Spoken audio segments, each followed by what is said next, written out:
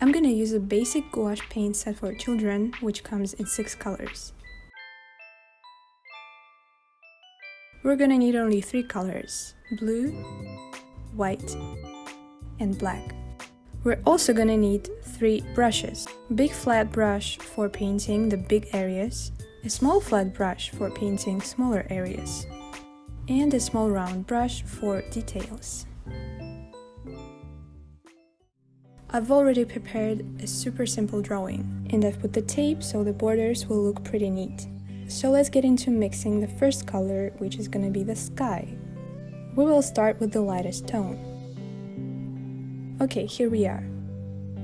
So our goal here with the sky is to make a pretty nice gradient. So the lightest color of this gradient goes right above the mountains, and the darkest one goes right in the upper part of the whole painting. And as you can see, at first there is no smooth transition between the 2 shades. So what I do to make the transition smooth is I clean the brush and I make it a little bit wet, and then I go right in the place of the transition and I just blend these 2 layers together, changing the brush for a smaller one.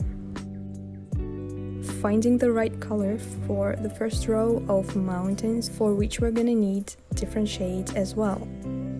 The farthest row of mountains is gonna be the lightest one. At first we just fill in the color into our mountain. We will need to make a little gradient here again. We will add a little bit of white to the color of the mountain on our palette, and then we will put this lighter shade in the bottom of the mountain. And using the same thing as painting the sky, we will create the gradient.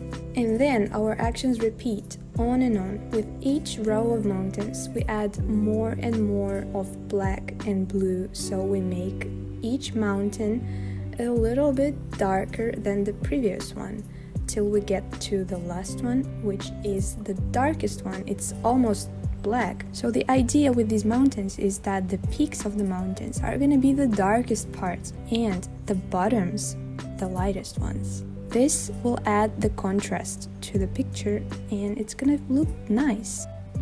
And we're gonna literally spray the stars. Make the white paint a little bit more watery than usual. Pick up the paint on your brush, make the same movement as I do, and spray the paint. And the last touch is the falling star, which I can't help but see as spermatozoa in my execution, but well. As you can see, I was trying so hard to change it, but it is what it is. And now let's take the tape off.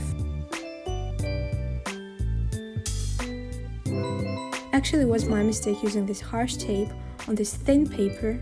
You can see how it ripped off the pieces of paper and it doesn't look nice at all. I hope this tutorial was as understandable and helpful as possible.